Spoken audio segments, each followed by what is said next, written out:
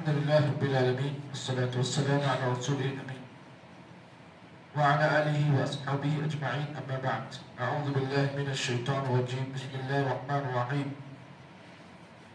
يريد الله ليبين لكم ويهديكم سنن الذين من قبلكم ويتوب عليكم والله عليم حكيم والله يريد أن يتوب عليكم ويريد الذين يتبعون الشهوات أن تميلوا ميلا عظيما يريد الله أن يخفف عنكم وخلق الإنسان ضعيفا.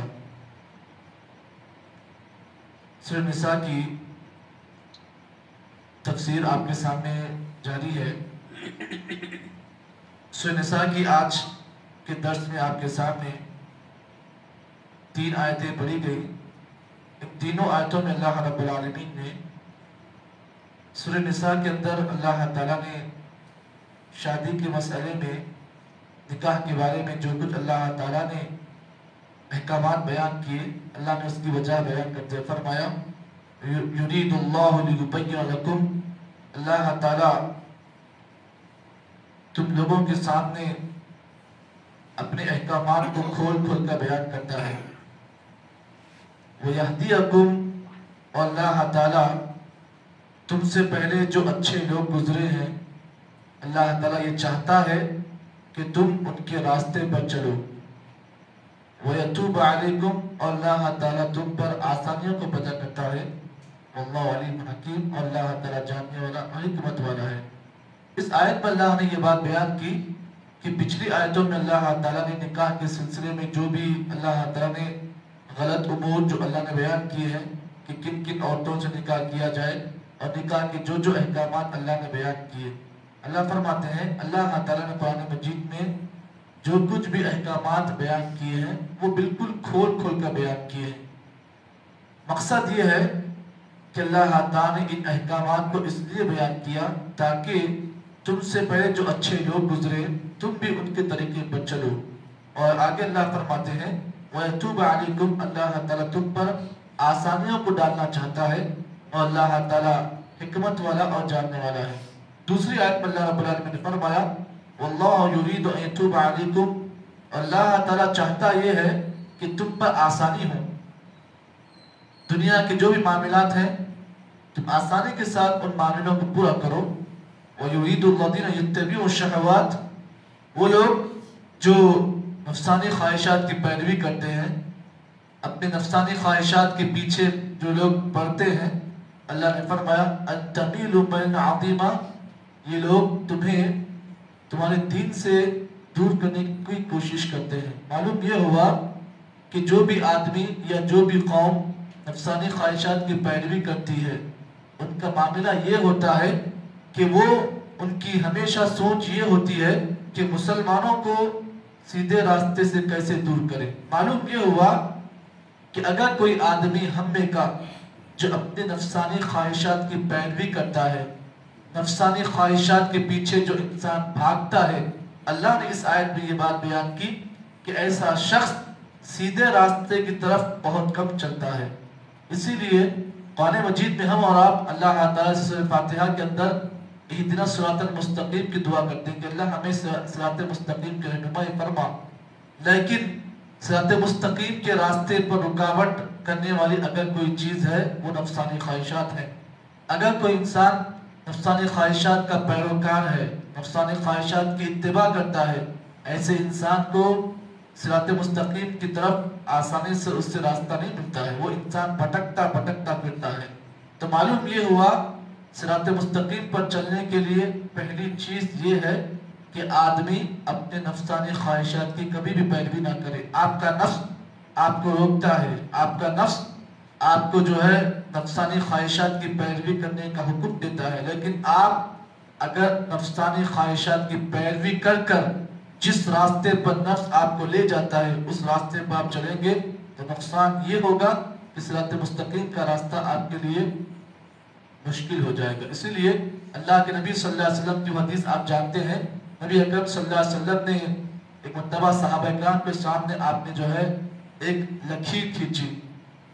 واقعہ جانتے ہیں آپ سے سلام جو ہے صحابہ کے درمیان تشریف فرما تھے. قد نقص خطوطا. حضرت عبداللہ بن مسعود کی روایت ہے، فرماتے ہیں کہ نبی اکرم صلی اللہ علیہ وسلم نے ہمارے درمیان کچھ لکیریں کھینچی، دائیں طرف کچھ لکیریں کھینچی اور کہا کہ یہ جو راستے ہیں ان میں کہ ہر ایک راستے پر شیطان بیٹھا ہوا ہے جو تمہیں تمہارے دین سے گمراہ کرتا ہے. اس کے بعد آپ نے بائیں طرف کچھ لکیریں کھینچی، آپ نے کہا کہ ان میں کہ ہر راستے پر شیطان بیٹھا ہوا ہے اور شیطان تمہیں اس راستے پر اگر تم چلو گے تو شیطان تمہیں گمراہ کرے گا. اس کے بعد آپ نے سیدھا ایک راستہ کھینچا، سیدھی لکیر آپ نے کھینچی اور اس راستے پر آپ نے اپنی شہادت کی انگلی کو رکھا اور آپ نے قرآن مجید کی اس آیت کو تلاوت کی، وَأَنَّ هَذَا صِرَاطِي مُسْتَقِيمًا فَاتَّبِعُوهُ وَلَا تَتَّبِعُوا السُّبُلَ فَتَفَرَّقَ بِكُمْ عَنْ سَبِيلِهِ. نبی اکرم صلی اللہ علیہ وسلم نے اس آیت کو پڑھا، فرمایا کہ لوگو اے میرے صحابہ یہ میرا سیدھا راستہ ہے، وَأَنَّ هَذَا صِرَاطِي مُسْتَقِيمًا یہ میرا سیدھا راستہ ہے، فَاتَّبِعُوهُ اس راستے کے تم پیروی کرو، وَلَا تَتَّبِعُوا السُّبُلَ دائیں بائیں جو راستے ہیں ان کی پیروی مت کرو، فَتَفَرَّقَ بِكُمْ عَنْ سَبِيلِهِ شیطان تمہیں اس راستے سے گمراہ کرنے والا ہے. معلوم یہ ہوا کہ جو سیدھا راستہ جو ہے اس راستے کی انتہا، اس راستے کی اینڈنگ جنت ہے. اگر کوئی آدمی اس راستے پر چلتا ہے تو آگے بازو دائیں بائیں یہ راستے پر جو شیطان بیٹھے ہوئے ہیں اس راستے پر چلنے والے کو گمراہ کرنے کی کوشش کرتے ہیں. لیکن جو آدمی اس راستے کو مضبوطی سے تھام لیتا ہے اور اسی راستے پر چلتا ہے تو جنت ایسے انسان کا انتظار کرتی ہے. آگے اللہ نے فرمایا یرید اللہ ان یخفف عنکم وخلق الانسان ضعیفا. کتنی پیاری بات اللہ نے بیان کی. اللہ نے فرمایا لوگو اللہ تعالیٰ قرآن مجید میں جو جو احکامات نازل کیے ہیں، چاہے وہ نکاح کے سلسلے میں ہو، چاہے زندگی کے معاملات کے سلسلے میں ہو، چاہے کمائی کے بارے میں ہو، چاہے زندگی کے تمہارے کوئی بھی معاملات کیوں نہ ہو، اللہ تعالیٰ ہر ایک احکامات میں تم سے آسانی کو چاہتا ہے.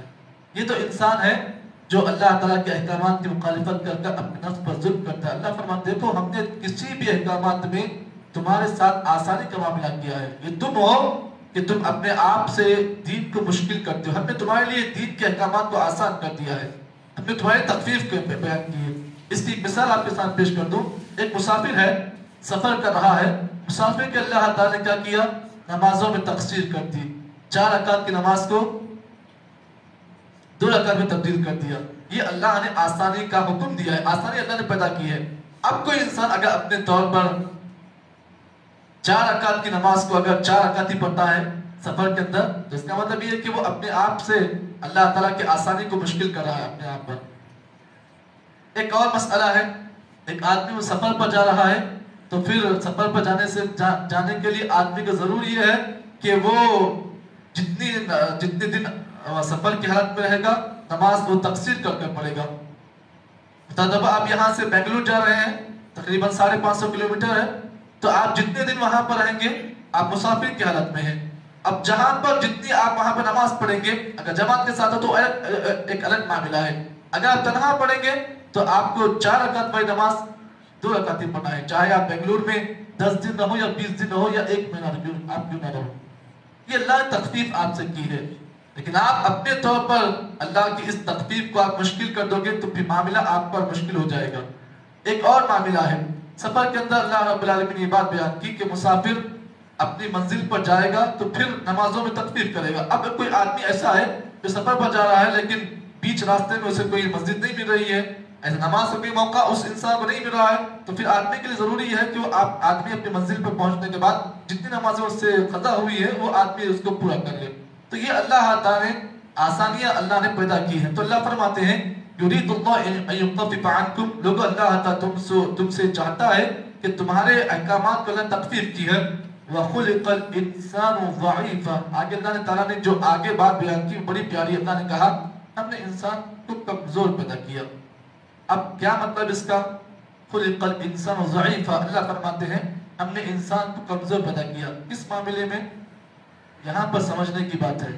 کمزور کے معاملے کا مطلب یہ ہے کہ اللہ تعالیٰ نے کہا اس آیت کے اندر عورت کے معاملے میں مرد کمزور ہے. مرد عورت کے معاملے میں کمزور ہے اس لیے کہ عورت کبھی کبھار مرد کو مجبور کر دیتی ہے. حالانکہ مرد طاقتور ہوتا ہے لیکن عورت کے معاملے میں مرد کو کمزور بننے کا حکم دیا گیا ہے. کیوں؟ اس لیے کہ اگر عورت کے معاملے میں اگر مرد زیادہ طاقتور ہو جائے گا تو مسئلہ یہ ہوگا کہ زندگی کا آئلی نظام بگڑ جائے گا. تو عورت کے معاملے میں مرد کبھی بھی جو ہے کمزور ہوتا ہے. کیوں؟ اس لیے کہ مرد کو معلوم ہے کہ عورت ٹیڑھی پسلی سے پیدا ہوئی ہے, اگر اس سے لگا لیں گے زندگی پوری ٹیڑھی ہو جائے گی. تو اسی لیے بہتر یہ ہے کہ ٹیڑھی چیز کو ٹیڑھی چیز پر رکھا جائے. اگر سیدھا کرنے کی کوشش کرو گے تو ٹیڑھی چیز سیدھا نہیں ہوگی, الٹا آپ کی زندگی ٹیڑھی ہو جائے گی. تو اللہ نے کہا وَخُلِقَ الْإِنسَانُ ضَعِيفًا, ہم نے انسان کو عورت کے معاملے میں بہت کمزور کر دیا ہے. اس کا مطلب یہ ہے کہ انسان یہ بات جان لے کہ عورت ٹیڑھی پسلی سے پیدا کی گئی ہے, تو زندگی جو ہے جیسے گزر رہی ہے انسان اسی انداز سے لے کر جائے. یہی قانون الہی ہے. آگے اللہ تعالیٰ نے ہمیں اور آپ کو ایک بڑا اہم مسئلہ اللہ نے بیان کیا, اور انشاءاللہ کل کے درس میں اس آیت کی مکمل تفسیر آپ کے سامنے پیش کی جائے گی. اللہ نے کہا یا ایھا الذین آمنوا لا تأکلوا اموالکم بینکم بالباطل, اے لوگو جو ایمان لائے ہو آپس میں اپنے درمیان اپنے مال کو باطل طریقے سے مت کھاؤ. کیا مطلب ہے اس کا؟ باطل طریقے کا مطلب کیا ہے؟ انشاءاللہ اس کی وضاحت کل کے درس میں آپ کے سامنے کی جائے گی. اللہ سبحانہ و تعالیٰ مجھے اور آپ کو جتنی باتیں بتائی گئی ہیں اللہ صحیح معنی میں ہمیں توفیق عطا فرمائے. سبحان اللہ بحمدہ, سبحان اللہ و بحمدہ, نشہد ان لا الہ الا انت, نستغفرک و نتوب الیک.